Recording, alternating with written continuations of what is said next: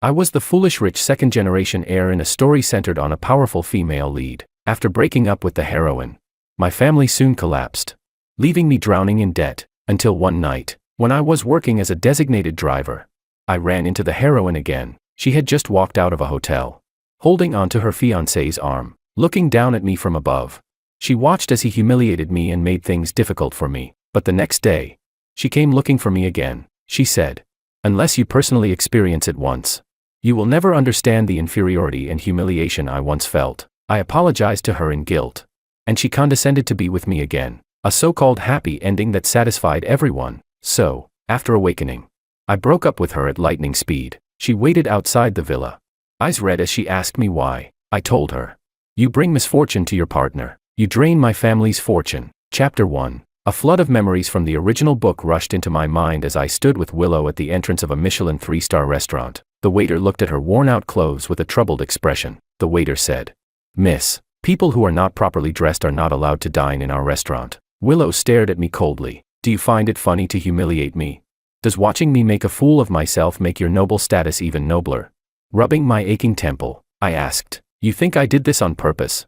She said, "What else would it be? You knew I had a part-time job today, yet you chose a place like this. Isn't this exactly what you wanted? George, you truly make me sick." At this point, the malice in her eyes was completely undisguised, almost spilling over. If this were before, I would have hurried to apologize, saying it was my fault, that I hadn't considered her feelings or her pride. Then I would harshly scold the waiter, drive Willow away from here, and take her to eat street food. I would set aside my own dignity, coax her in every possible way, just to make her smile at me. Unfortunately, times have changed. I glanced at my watch and said calmly, "Your part-time job ends at 4. I told you to meet me at 6. Your workplace is less than 2 kilometers from campus. Even if you crawled, you could have gone back to change. You came dressed like this. Exactly whose image are you trying to ruin? Or is it that being my girlfriend makes you unhappy, so you want to make me even more miserable than you?" Willow stared at me in shock, her expression the embarrassment of having her petty intentions exposed. I didn't wait for her to answer before continuing. George, hate forcing people the most, and I never lack people willing to have dinner with me. Since you clearly don't feel like going on a date, go back to campus now." After saying that, I turned around and walked into the restaurant without looking back, calling my buddy David. He arrived quickly and grinned the moment he saw me. "So you finally remembered your bro. People say you've been obsessed with some ungrateful woman lately, throwing money at her, trying to please her, and she doesn't even give you a decent look." Pressing my fingers against my brow, still processing the flood of memories in my mind, I sighed lightly. "It's worse than that. If the story followed the original plot, next, I would continue helping her selflessly in every way, using the Wong family's connections to clear the path for her design career. When Willow's studio finally started gaining attention, my own company would run into trouble and go bankrupt. To avoid dragging her down, I would dramatically propose a breakup and even fabricate having a new lover. She would rise with her growing success, while I sank deeper and deeper. Worse each day, my parents would pass away, and even the only person who stayed by my side would be tortured to death by debt collectors. I would hide my identity and wander the streets, doing every kind of exhausting and dirty job just to survive, delivering food, working construction, anything, until one day, when a drunk passenger beat and cursed me, Willow would appear in front of me, dressed like a wealthy socialite, holding onto another man's arm. She would look down at me and ask, "George, do you regret humiliating me like that?" Thinking of this, I shuddered and took a hard gulp of alcohol. David continued, "When I came in just now, I saw a girl standing at the entrance. Is that your girlfriend?" I nodded. He spread his hands. "She's got some looks, sure, but is she really worth the 800 grand you spent?" David made an exaggerated expression and added, "And she took your money but still treats you like crap. Isn't that basically being a hypocritical bitch?" I tugged at the corner of my lips. "Let's stop talking about things that ruin my appetite. Let's eat first." Chapter 2. When David and I finished our meal and walked out, we found that Willow was still standing at the restaurant entrance. Moonlight wove like silk across her delicate face. She looked at me, her voice slightly hoarse, her expression subdued. She pressed her lips together and said, "George." This was her signal of yielding. In the past, upon seeing her look so pitiful, I would have rushed over to hold her tightly in my arms. Between Willow and me, as long as she lowered her head even a little, I would retreat endlessly without any bottom line. But that was before. I looked at her calmly. "What is it?" she said. "I didn't do it on purpose. The store had too many customers today. My boss kept me for an extra hour, so I didn't have time to go back and change." She softened her tone. "I'm sorry. It won't happen again." I nodded. All right, you're forgiven. Go back to campus. Willow froze for a moment. Where are you going? Home. In the overwhelming memories pouring into my mind, the most urgent matter wasn't my relationship with Willow, it was the company's crisis. When I arrived home, Anna was tending to the small garden in the yard. She and I grew up together. She finished college long ago but still chose to work as a maid in my family. In those memories of the future, after the Wang family went bankrupt, she continued to stay by my side. But in the end, for my sake, she was beaten to death with steel pipes by debt collectors, while I was powerless to help. Thinking about it sent a sharp pain through my chest. I called her softly. Anna. Delighted. She said, "Young Master Wang, you're back." She put down the watering can, brushed aside the hair at her temple, and hurried toward me. A few glass lanterns glowed in the yard, warm yellow light pooling gently across her brows and cheeks, softening her already gentle features into something even more serene and dreamlike. She opened the door and crouched down to help me change my shoes. I asked, "Where are my parents?" Anna said, "Sir and Madam have a social engagement tonight. The project from Crown, we didn't secure it." I was stunned. Why? Wasn't Crown's first choice us? Anna hesitated for a long moment before finally saying, "Last time, when Mr. Wang asked Dr. Li, who's already retired, to come out of retirement, he owed him a favor, and the other party used that to pressure him on the contract amount." I understood instantly. Back then, inviting Dr. Li was for Willow's mother, who had cancer, so he could perform the surgery. Despite disliking my endless, self-degrading simp behavior, my father still compromised helplessly. He even transferred $800,000 to Willow so she could pay for the operation and subsequent hospitalization. My heart felt swallowed by guilt, and my self-loathing surged to its peak. Clenching my teeth, I said bitterly, "I really am a piece of trash." Anna almost immediately shook her head. She looked at me with conviction. "Young Master Wang, don't say that. Everyone makes mistakes. As long as you can stand back up, everything will be all right." In her eyes, I seemed to always be the boy who grew up with her, the one who gave her snacks when we were little. No matter what choices I made, what decisions I took, she would support me unconditionally. But I knew very clearly, I was no longer a child. The responsibilities I should shoulder, I could no longer run from them. Chapter 3. I made myself a cup of tea and sat in the living room waiting for my parents to come home. Anna sat across from me, keeping me company. No matter how I tried to persuade her to rest, she refused. Anna looked at me with complete seriousness and said, "I can't. This is my job." I frowned slightly. "You're really dedicated." She pressed her lips together softly, still lowering her head. Feeling bored, I eventually found myself studying her features carefully. Only then did I realize that Anna's face was in no way inferior to Willow's. Her gentle contours and delicate features were, if anything, even more eye-catching. But because she always stood quietly behind me, I had barely looked at her properly since growing up. "Anna." Suddenly curious, I took a sip of tea and asked, "When you were studying outside all those years, did you ever date anyone?" She froze for a moment, then after a long pause, answered quietly, "No." I frowned in confusion. "You're so beautiful. No one ever pursued you." I couldn't believe it. "Then what type do you like? What do you think of my friend David? He even told me before that he wanted to get to know you." Anna kept her gaze lowered. I couldn't read the emotion in her eyes, only heard the faint grievance and disappointment in her voice. "Young Master Wang, please don't joke about me like that." Later, I fell asleep on the sofa. When I woke up, I found a blanket covering me, and my clothes had been changed into pajamas. I walked into the dining room. Aside from the housekeeper Lisa, Anna was still the only one there. I asked, "Where are my parents?" She said, "Sir and Madam came back in the middle of the night to pack. They said they needed to make a trip to City F. Seeing you were asleep, they said they'd talk to you when they returned." She poured a glass of milk, looked up at me, and said, "Young Master Wang, have breakfast before returning to campus." I nodded and picked up the sandwich on the plate. Suddenly remembering something, I turned around and asked, "After I fell asleep last night, who changed my clothes?"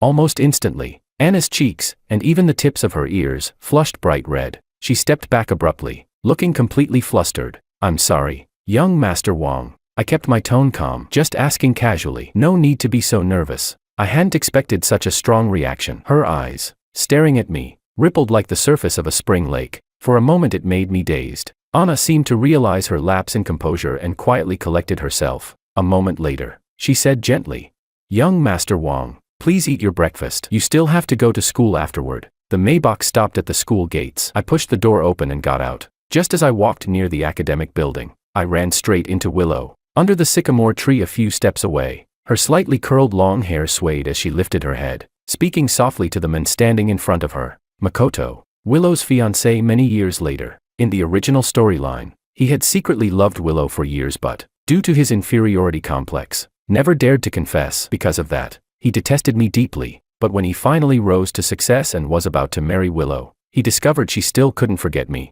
and his hatred toward me became even stronger than before. I walked straight toward them, just in time to hear him advising Willow. With righteous indignation, he said, "It's not your fault. How many people could tolerate someone who doesn't even know how to respect women?"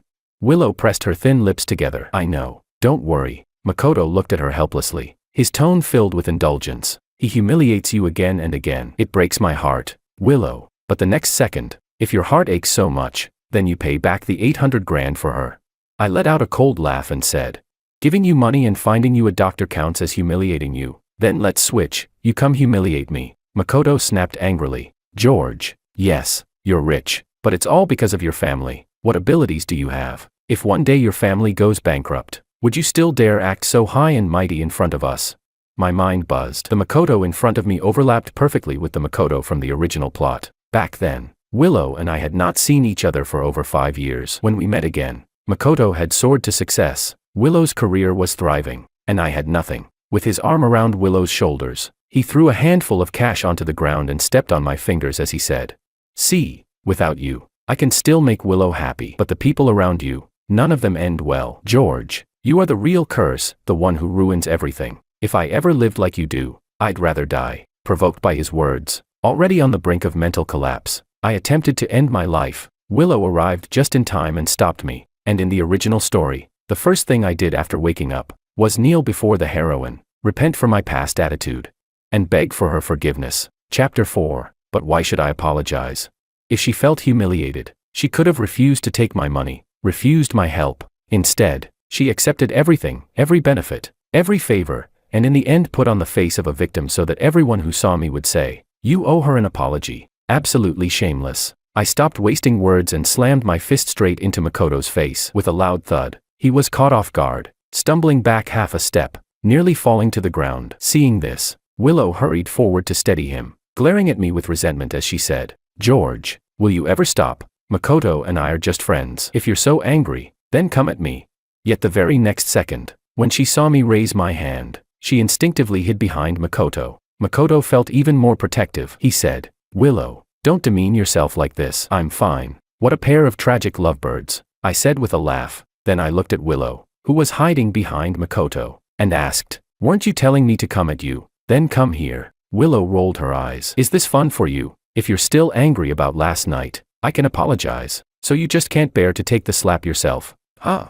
I nodded slightly. "Makes sense. After all, for that pretty face of yours, I was foolish enough to spend 800,000. Of course you want to keep it intact." My repeated mention of that sum of money undoubtedly wounded Willow's aristocratic pride. She said, "That's enough." Her expression turned cold, her gaze at me filled with hatred. She said, "I told you, I'll pay you back. I didn't give an inch." "Oh, and when exactly do you plan to do that?" Her eyelashes quivered, but she couldn't give a concrete date. She could only stand there in silence. In the depths of my chest, a sharp, fleeting pain shot through, because I still knew very well, I had once genuinely liked her. A girl as proud and solitary as a winter plum blossom had once caught my eye. So I offered to help her, and afraid my help would hurt her dignity, I lowered myself, bent over backward to please her. In return, she gradually took everything for granted. All my efforts were ignored. She only remembered the feeling of humiliation. So even years later, even after we'd broken up, Willow still held on to that grievance, demanding that I admit, giving her money back then, helping her when she was at her lowest. That was my wrongdoing. The money was something you offered on your own. No one forced you. Makoto said righteously from the side. "George, money can't buy everything. Even if you spend money to force Willow to be with you, you can't make her love you." I looked at him and smiled. "Then who does she love? You." Makoto instinctively glanced at Willow beside him. Seeing that her eyes were fixed entirely on me, the proud expression he'd worn froze ever so slightly. Chapter 5. Time was running out. I had to rush to class, so I stopped paying attention to them. After staying on campus for 2 days, Anna called and told me my parents had returned. When I headed downstairs, Willow blocked me at the entrance. These days, she's in the middle of setting up her own studio, and still working part-time as a waitress at the restaurant. She should be at her busiest. In the past, I was the one who always went to see her, always chasing after her. I asked, "What is it?" Willow looked at me, emotions flickering inexplicably in her eyes. She said, "You said you'd take me to the amusement park. I'm free this afternoon. So she was freeing up her schedule for me. I gave a short, mocking laugh. Move. I don't have time. She refused, staring at me with a wounded, resentful look. George, it wasn't easy for me to get some time. If you keep acting like this, I'll really get mad. You're mad? I found it ridiculous, I said. Willow, know your place, to put it nicely. You're my girlfriend, to put it bluntly. You're someone I paid for to entertain me. When I want to see you, you free up your time immediately. When I don't have time for you, you go wherever and stop bothering me. Got it? Ignoring Willow's humiliated expression, I brushed past her and walked out of the school gates. Anna opened the car door for me. After sitting down beside me, she handed me the paper bag in her arms. I brought you some pastries. I pulled out a piece of pineapple bun, baked almost to the point of being burnt, and turned to her. Lisa made this. I wondered if Lisa had been bribed by a competitor, but Anna pressed her lips together and said softly, "It was me." From my angle, I could see her beautiful side profile, her brows gently curved, long eyelashes trembling slightly because her lips were pressed together, her nose wings contracted faintly, and beneath the veil of loose strands of hair, her ears were flushed red. Anna turned her head away, pretending nothing had happened. I forced myself to take a bite of the bun. Then suddenly, I said, "Your ears are red," and watched successfully as that red spread from her ears to her cheeks. She said, "Mr. Wong brought back a lot of things when he returned." Looking out the window, she stiffly changed the topic. "Lisa specially went to the market to pick fresh tiger prawns. She said she wants to make your favorite braised prawns." Half leaning against the seat, I listened to her talk about these small, everyday things. The warm sunlight streamed in through the window, and without realizing it, I fell asleep. I dreamed again of the storyline from the original text. My family's company went bankrupt. My father jumped off a tall building, and my mother stopped breathing on her hospital bed. Anna followed me as I drifted from place to place, ending up in a shabby rental in an urban village. Yet the debt collectors still found us. Right in front of me, they used steel pipes to crush her leg bones. Inch by inch, covered in blood, she still clung desperately to one man's leg. Her fading eyes fixed on mine. Her trembling voice said, "Run, young master, run." In the dream, I wandered everywhere, unable to find even a half-decent job. To survive, I delivered food, worked on construction sites, any dirty or exhausting work, I took it. People who once flattered me went out of their way to humiliate me, even demanding that I kneel, bark like a dog, and eat dog food. Then came the confident, radiant Willow, transformed, standing beside her newly promoted, high society fiancé Makoto, appearing before me. The dream version of me wanted to fight back, but something held me down, bound me, and strange voices echoed beside my ears. One voice said, "Even though the male lead is pitiful, you can't blame Willow. Her pride was hurt by him. She finally fell for him, only to be dumped. If he doesn't suffer the same pain the heroine did back then, he'll never realize how cruel he once was." Another said, "George is so ungrateful. He's dirt poor now, drowning in debt. Yet Willow is still willing to accompany him and help him rise again. With such a good girl, what more does he want?"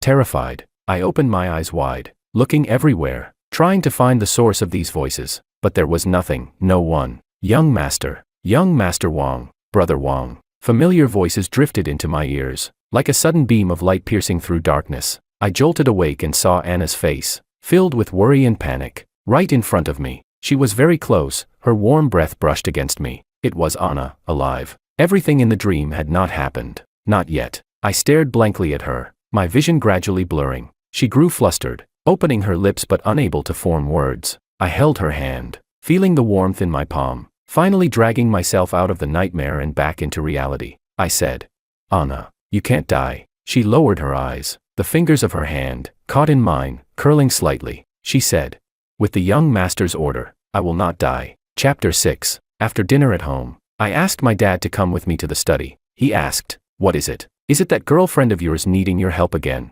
He looked at me helplessly, a faint trace of dissatisfaction toward Willow showing in his eyes. I saw it clearly, and felt even more guilty. I said, "It has nothing to do with her." I clenched my teeth and lowered my voice. "Dad, have you and Mom been looking at any investment projects recently?" The original text never gave details about my family's bankruptcy. It only said that my parents failed in some investment project, the capital chain broke, and it triggered a series of consequences. My dad froze for a moment, then laughed. Why the sudden concern about the company?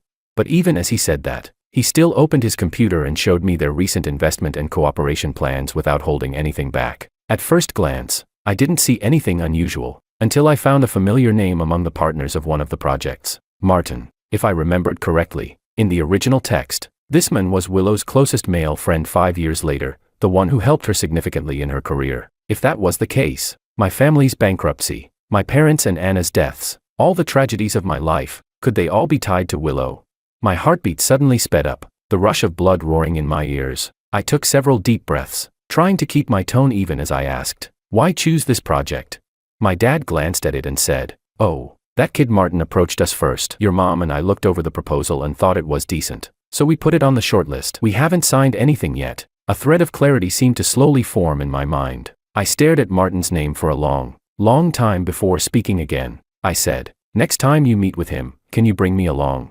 My dad agreed. Before I left the study, he suddenly remembered something. He said, "You mentioned last time that I should look after your girlfriend's studio. There was a small order a few days ago." Secretary Zheng reported it, "and I told her to give it to your girlfriend's studio." A wave of sourness spread through my chest. I took a deep breath and shook my head. "Dad, there's no need to help her anymore." A trace of surprise flashed in his eyes. He asked, "What, did you two have a fight?"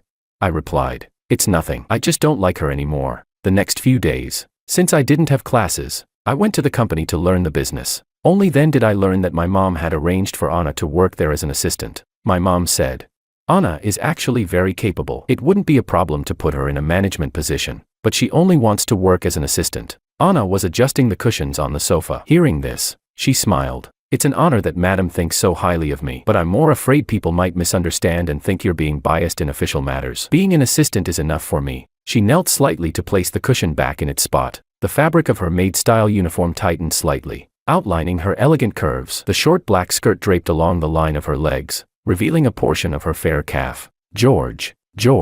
It wasn't until my mom called me from the side that I realized I had once again spaced out while staring at Anna. She took a sip of tea, looking thoughtfully between the two of us, then said to Anna, "Anna, how long has it been since you last went shopping? Let George take you." Chapter 7. Previously, I had taken Willow to Chanel once, just because the saleswoman asked about her budget. She immediately felt mocked and flipped out on the spot. Willow looked at me coldly and said, "Aren't you tired of playing this game over and over?"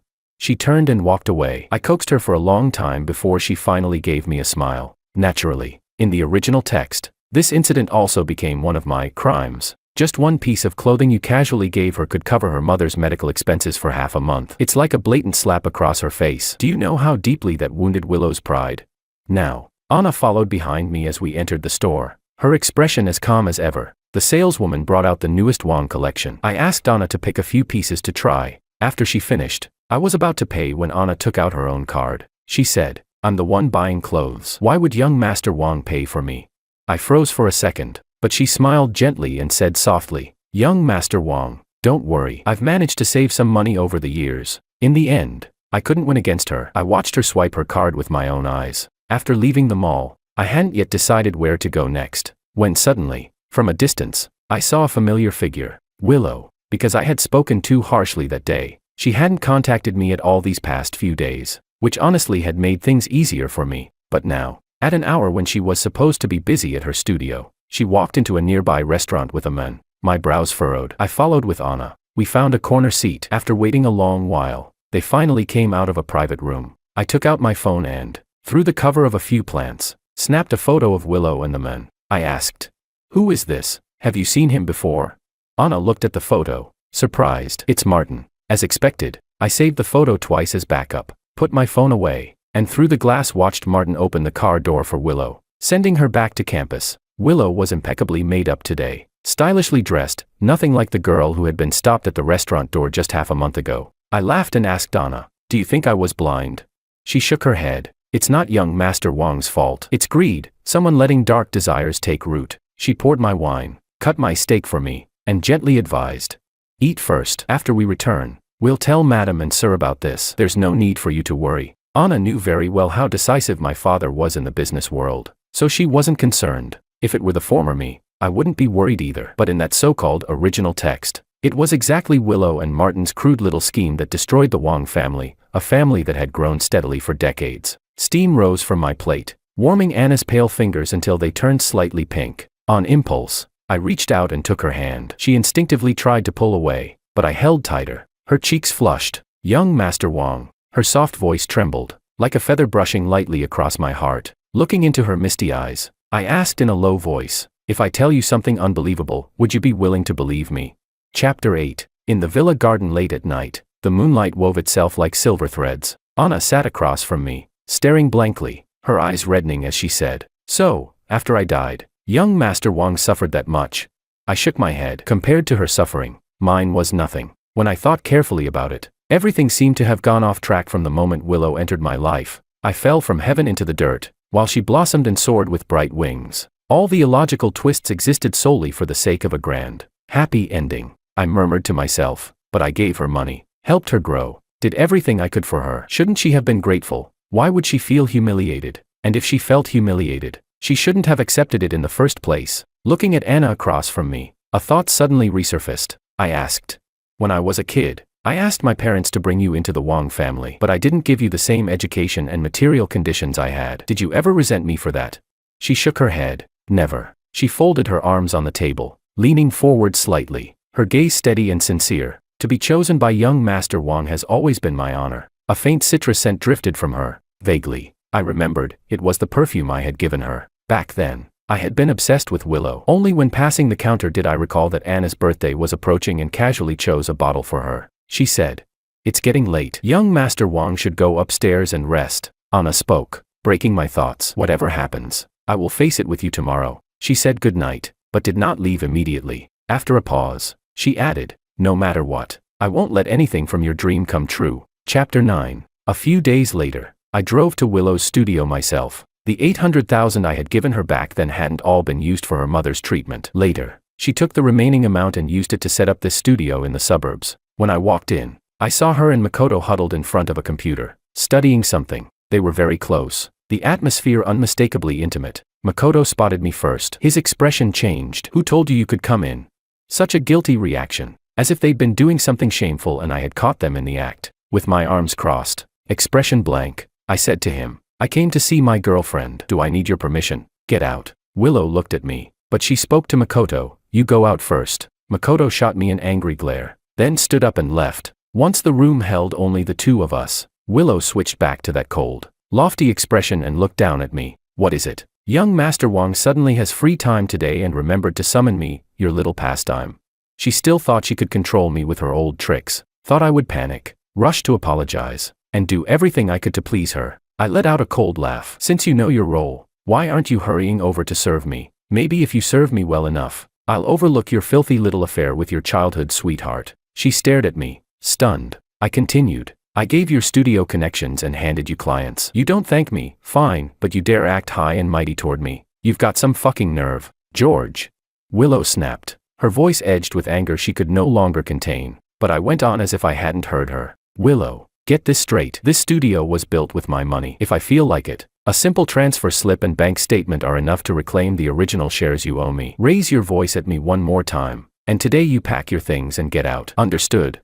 Willow glared at me, her body trembling with fury. These days, my attitude toward her had been completely different from before. She must have noticed something was wrong, must have been unable to understand it no matter how she tried. At first, I had still felt a faint trace of bitterness, but the moment I realized my family's ruin was connected to her, all of that bitterness turned to pure outrage. I had gambled my future and my dignity, paid with my family's lives, all because I liked this person. And in the end, when I had nothing left, she still worked tirelessly to brainwash me, to PUA me, insisting everything was my fault. I pulled a chair over and sat down, speaking slowly, word by word. "Apologize to me and then come home with me to see my father. You will thank him in person." Chapter 10. I drove Willow back home. Along the way, she pressed her lips tightly together, sitting stiffly in the passenger seat without saying a word. I said lightly, "You took everything you wanted, so stop looking like a corpse. Who exactly are you trying to make uncomfortable?" She closed her eyes briefly. "George, I'm not someone who sells smiles." I let out a short, cold laugh. "Sorry, but you are. When I tell you to smile, you smile. If not, get out." When we stepped inside, Anna was trimming the flowers in the yard. Her gaze fell on Willow. There was still a gentle smile on her lips, but a subtle coldness surfaced in her eyes. She greeted me warmly. "Young Master Wang, you're back. And this is..." I shrugged. "My girlfriend, Willow." Her lips trembled slightly. "Miss Willow, what do you like to eat? Lisa and I can prepare it," I said. "No need. She's not staying for dinner. She's only here to meet my dad." I took Willow upstairs. My father was waiting in the guest room, his gaze sweeping over Willow with open scrutiny. Willow stood before him, her eyes reddened. as if she had suffered unbearable humiliation. With great difficulty, she forced out a reluctant, choking "thank you." After she left, my father sighed. "George, with someone like Anna as a comparison, how did you ever come to like a woman like this?" "Anna." I lifted my head abruptly, meeting my father's look of regret. He said, "All these years, your mother and I have seen clearly how Anna feels about you. Back then, when I objected to you and Willow, it wasn't about status. If it had been a thoughtful girl like Anna, I wouldn't have said a single word against it. But Willow, she's proud, overbearing, and endlessly demanding. A pure, refined egoist," my father muttered as he headed downstairs. I stood frozen, then walked to the window and looked out. In the dimming twilight, Anna was still tending carefully to the little garden. I remembered that when we were young, Anna had a fairy tale dream. She envied princesses who had their own gardens and longed for the story of a prince proposing to the princess in a garden. So I asked someone to create a garden for her. I had promised to take care of the flowers with her, but as time passed, I grew impatient. In the end, only Anna remained, and she tended to them, year after year. When we were children, I saw her as a little sister. Later, when I saw more of the world and she always followed quietly behind me, I gradually overlooked her existence. But tonight, hearing my father say she had feelings for me, what kind of feelings could Anna possibly have? The answer wasn't hard to guess. I walked down the stairs toward the garden. In those short minutes, countless memories of Anna flashed through my mind. On the ground lay a trimmed rose branch, already somewhat withered. "Anna." I picked it up and called to her softly. "You seem unhappy." She answered quietly. "It's my own problem." I asked, "Is it because I said Willow is my girlfriend in front of you?" She turned slightly away from me, avoiding my gaze. I said, "But that was part of the plan we agreed on. I won't be with her. So why are you still unhappy?" Holding the rose, I walked over and straightened her shoulders, forcing her to face me. "Anna, look at me. It's impolite not to look at someone when they're speaking to you." Under the moonlight, her lowered eyelashes fluttered like a butterfly's wings, trembling softly against the tip of my heart. Through the thin fabric, her burning warmth pressed into my palm. With a trace of helplessness, she tried to avoid my gaze. Her voice hitched slightly as she said, "I'm sorry, young Master Wang, if I made you think I'm too preteen." She didn't finish, because I cupped the back of her head and kissed her. The kiss was reckless and heated. In the haste of it, my teeth bumped against her lips, and she let out a soft sound, her face flushing even deeper. I laughed and said, "You have to respond to me." She looked up at me, breathing lightly. "I'm sorry, young Master Wang. I've never learned how." "Then hold on to me," I said, "so you don't fall." "Okay." As our chests brushed together, the rose in my hand was crushed, petals scattering across the ground. Both my clothes and Anna's were stained with faint strokes of red. Her fresh citrus scent gradually twined with a sweeter, more intoxicating warmth. She fell completely into my arms, and together we sank onto the swaying garden swing. When the kiss finally ended, both of our breaths were unsteady, our hearts beating chaotically. I looked at her and asked, "Anna, do you like me?" She stared at me helplessly, as if the secret she had never dared reveal was suddenly exposed. After a long moment, she whispered, barely audible, "I just don't want young Master Wang to think I have improper intentions." I clicked my tongue softly and pulled her firmly into my arms. I said, "Isn't it possible that I'm the one with improper intentions?" Chapter 11. When I was 4, because I envied David for having a younger sister, I also begged my parents to give me one. My mother laughed and said, "Even if we had another child, it wouldn't necessarily be a girl." So they took me to the orphanage. Anna was the sister I chose for myself there. She was obedient and adorable, always clinging to people. Every time school ended, she would run over to find me. As my parents' careers grew more and more demanding, leaving them no time to look after the house, it was always Anna and I who kept each other company. When I was 11, the school held a play. Anna auditioned for the role of Snow White, and she cried and made a fuss until I auditioned too. In the end, I was chosen to play the evil queen. During the year of the college entrance exam, Anna was admitted to the best university just as she had wished, but I failed due to illness. Unable to fulfill my promise, I chose to repeat the year instead of studying abroad. Anna cried for days, nearly deciding to repeat the year with me, but I stopped her. I told her, "Anna, you're turning 18. You should know what that means for you." Anna cried and said, "But you said you're my brother. You'll stay with me." I said, "It's my fault I couldn't keep my promise." "But you have your own life. Everyone must take responsibility for their own future. No one can accompany someone forever, not even a brother." It seemed from that moment on, Anna began calling me young Master Wang instead. When my thoughts returned, Anna's face in front of me had flushed from the tips of her ears to her cheeks. She whispered, "Young Master Wang would never have improper intentions." I asked, "Why don't you call me brother anymore?" She pressed her lips together. "I can't call you that." I narrowed my eyes. "Why not? You called me that countless times when you were little." When she didn't answer, I asked again, "Do you like me?" She took a deep breath and finally, as if accepting her fate, nodded, then softly said, "I never thought about it." I asked, "Never thought about what?" Her gaze lingered on mine, growing gentler, and she said, "I never thought you would notice me, as if the moon, hanging high in the sky, would choose at some moment to shine its light upon me." I cupped her face. "Then what should I do to make you believe it?" She rose on her toes, leaned in, and brushed her lips lightly against my fingertip. She said, "This is enough." When Anna and I returned to the house, my mother immediately called her into the guest room. My father sat in the living room, poured me a cup of tea, and asked, "Are you truly sure you won't soften toward that Willow girl?" I said, "She's already planning to strike at our family. How could I possibly let her go?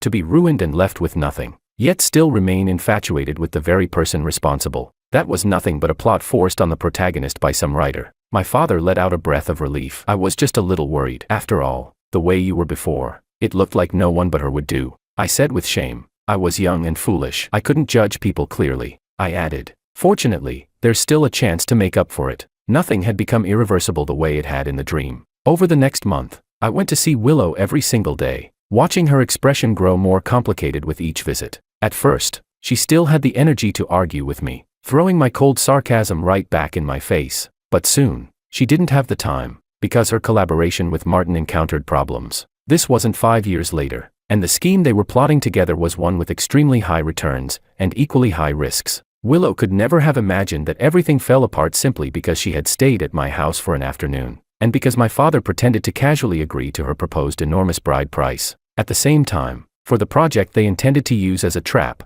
no matter how much profit they dangled before my parents, my father and mother refused to budge. From their tone, it seemed they had already sensed ulterior motives. Martin, naturally suspicious to begin with, started doubting Willow. He questioned her, probing what exactly she had said to my father that day at my house, and whether she had accidentally exposed them. Willow, of course, denied everything, but the more she denied, the more Martin suspected she had betrayed him. Willow could no longer obtain information about Martin's next steps, and the resources Martin had originally promised for Willow's studio were all withdrawn. She also couldn't get help from me anymore. Her design career fell into a stalemate. Anna said, "Mr. Wang, from what I've observed these past few days in the company, I'm nearly certain that Martin has indeed planted people internally, specifically in the most important financial system." When we returned home that night, Anna told us in the study that the company's financial accounts had started showing issues 3 months ago. Their moves were extremely well hidden. If no one had noticed, in less than half a year the Wang family's cash flow would break entirely, unable to continue operating. And this lined up perfectly with the timeline of my family's bankruptcy in the original text. My father said, "A 1,000-mile dam can collapse because of an ant's nest. If George hadn't warned us, your mother and I would have suffered a terrible loss at Martin's hands." He let out a long sigh, patted my shoulder, and his eyes sharpened. "But from here on," he said, "it's time to close the net." Chapter 12. My father finally relented and agreed to sign the investment contract with Martin, but the official corporate seal used in the contract had already expired during review. So we had to go through the procedures again, get approval, and re-sign it. During this gap in time, in order to keep the project looking as if it were still running normally, Martin nearly exhausted all the funds he had on hand. He mobilized the people he had planted in the Wang family's financial system long ago, only to be caught red-handed. My father immediately called the police. The authorities soon took Martin away, along with the people he had arranged and all other participants involved in the fake investment project. He was an illegitimate son in his family, unable to compete with the children of the legal wife for the inheritance. He set his sights on the now thriving Wang family. It was a high-stakes gamble, only he lost. When all this happened, I was sitting at the desk in Willow's studio. She closed her eyes for a moment, as if the words she was about to speak were too humiliating to say. Then she said, "George, can you help me one more time?" Without Martin's funding, and with my father secretly suppressing her, her studio was already on the verge of collapse. I looked at her coldly and said, "Are you begging me for help?" She said, "Yes." I laughed. "Is this the attitude of someone asking for help? Kneel down, say a few nice things and maybe I'll consider it." Her head snapped up, her gaze locking onto mine. After a moment of collision, Willow bit her lip and knelt down in front of me. Humiliation twisted across her face, her voice filled with hatred she struggled to swallow. She said, "Please help me." I stood up and kicked her to the ground. I said, "Ridiculous, Willow. Do you really think there's anything you've done that I don't know? Why would you ever believe I'd still help you?" She struggled up from the floor, eyes red, choking. She said, "George, you're my boyfriend." I let out a short, Derisive laugh. Oh, my mistake, I forgot to tell you we broke up. A momentary blankness flashed across her face as she stared at me in disbelief. I understood why. The old me had been nothing but a simp obsessed with her. No matter what harsh words I had said in the past, I had never once mentioned breaking up. In her mind, my sudden change in attitude had to be a tactic, just a way to force her to stay away from Makoto. She thought I couldn't live without her. The plot had indeed been written that way. If I hadn't awakened my memories, then in the face of the Wong family's looming bankruptcy, I would still have been trying desperately to fabricate some "grown tired of you" breakup excuse and shoulder all the blame myself. After a long pause, she frowned and said, "Why, you're just tired of me, aren't you?" I shrugged. "Because you're a curse, Willow. You drain the fortune of my family." I savored the flicker of panic in her eyes. I said, "Isn't your pride supposed to be so precious? If you really felt insulted, why didn't you refuse me at the beginning? Plotting with others to target my family's assets on one hand, then shamelessly begging me for help on the other. Tell me, aren't you pathetic?" Outside, the wail of police sirens grew closer. Martin had probably already given up the names of his accomplices. The moment the officers pushed the door open, I leaned casually against the desk, looking at her with calm indifference. I said, "Willow, your sweet little dream of repaying kindness with betrayal ends here." Chapter 13. When everything was finally settled, I met with David again to thank him for the things he had intentionally, or unintentionally, said in front of Martin. He said, "It was just something that slipped out. Not worth you coming all the way here to thank me." David waved his hand dismissively, then glanced out the window. "I heard you're with Anna now," he said. I held my glass and asked, "Are you angry?" He looked confused. "Why would I be angry?" I said. "You mentioned before that you were a little interested in Anna." David let out a short laugh. "I noticed long ago that she only has eyes for you. I just tested the waters a bit. Didn't expect you to have no reaction at all, and instead get obsessed with that bitch like Willow. Do you know how they laughed at you back when we went out together? They all said you were a simp, spending money, putting in effort, and in the end not getting anything out of it." He glanced at my empty glass and pushed the bottle toward me. "Good thing you've woken up now," he said. "If Martin and your ex had succeeded together, you and I probably wouldn't have seen each other again for the rest of our lives." He wasn't wrong. According to the original storyline, after the Wong family went bankrupt, I never saw David again. I finished the last glass of wine, said goodbye to David, and walked out the door. Anna was waiting outside, looking at me under the moonlight. I spoke, my voice roughened by alcohol. "Why didn't you come in to look for me?" She replied, "By reason. When young Master Wong is dining with a friend, I should wait outside as your maid." I shook my head and pulled her tightly into my arms. "What maid?" I muttered. "You're my girlfriend, Anna." I reached out and pinched her flushed ear, a sudden thought crossing my mind. "If I pierced your ear right here and put on diamond earrings, you'd look beautiful." She blushed and said, "If young Master Wong wants to see it, I'll get it done tomorrow. Whatever you like, I'll do." Once we got in the car, my drunkenness surged. I looked at her delicate features with dissatisfaction and provoked her. "So, when exactly are you planning to change how you address me? When we sleep together tonight, are you planning to call me the same thing?" Her hand tightened in mine. A moment later, she threw herself into my arms, and a soft voice brushed my ear like a falling feather. She said, "If you like, I can even call you Master." Chapter 14. A few months later, the verdicts for Willow and Martin were finally announced. Both of them, implicated in financial crimes, received sentences of 3 years and 1 year and 9 months respectively. The punishment wasn't heavy, but heavy enough to stain their lives with a permanent mark. I went to the prison to see Willow, separated by the glass panel. She looked at me with pain and unwillingness in her eyes. I asked, "Do you feel this shouldn't have been your ending?" Then I said, "You think you should have walked to a place where all eyes are on you, receiving everyone's admiration while stepping on me, grinding me into the dust, and then pretending to be some saint who saves me afterward. Isn't that right? But now, all of that has collapsed. The suffering she feels is nothing more than the suffering she originally planned to inflict on me." She bit down on her lower lip. After a long silence, she suddenly said, "Actually, I really liked you, George. Not long after school started, I noticed you in the crowd. You always seemed free, always unburdened by life, enjoying things without a care in the world, things I could never reach. I did like you, but when you used money to taint my sincerity, all I felt was disgust. I only wanted to be an independent woman, not bound by anyone. I wanted you to stop looking at me from above, with pity and superiority. I wanted you to look up to me. Only when you understood how humiliated I felt today and apologized would I be willing to be with you. Is that wrong?" Her logic genuinely made me laugh out loud. I asked, "That's not wrong. Are you out of your mind? You're an independent woman, but you want my money. What? Being an independent woman doesn't mean earning your own money.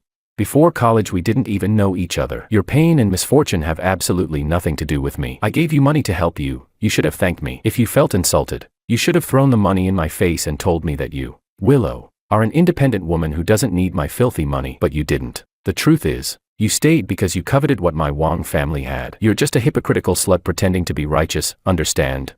Willow looked at me with a pale face. The rebuttal in her mouth carried no weight at all. She shook her head and whispered, "It's not like that," I said. "Oh, right, I forgot to tell you. Your mother's cancer has relapsed. Unfortunately, without the money you sold yourself for, Makoto, who used to visit her every single day, has run off too." In the original storyline, Willow's mother never once thanked me for helping her. She believed I had tainted her daughter's noble character with money. Whenever I called to check on her, she filled the phone with mockery and insults, refusing to let me visit. And after my family went bankrupt, when her cancer returned and she was at death's door, she forced Willow and Makoto to get engaged. Through that, Makoto gained the chance to rise using the assets stripped from the Wong family. But in this life, she won't live to see any of that happen. I curled my lips into a small smile and stood up. I said, "Since you'll have plenty of time in prison, pray for her more. Pray that by the time you get out, she's still alive, so you two can have one last reunion." When I stepped out of the prison doors, the brilliant sunlight fell over me. I turned to Anna and asked, "Tell me, was there a single word Willow said that's believable?" Anna shook her head. I laughed and said, "Exactly. I don't believe her either. How could anyone claim they liked someone by dragging him down from a high place, watching him fall half dead, forcing him to suffer in the dirt, then demanding he apologize before granting him a watered-down scrap of affection?" We walked a few steps, and Anna suddenly spoke. "Not everyone thinks that way." I tilted my head toward her. She continued, "I like you in a way where I hope you always sit high above, waiting for me up ahead. I'll walk on my own, until the day I can stand right behind you." After a long silence, I reached out and held her hand. I said, "But I don't want you standing behind me. I want you walking beside me." Her warm fingertips curled inside my palm, gently brushing, full of quiet temptation, but her expression was demure, gaze lowered, a faint smile touching her lips as she answered in a voice soft and enticing, "Yes, master."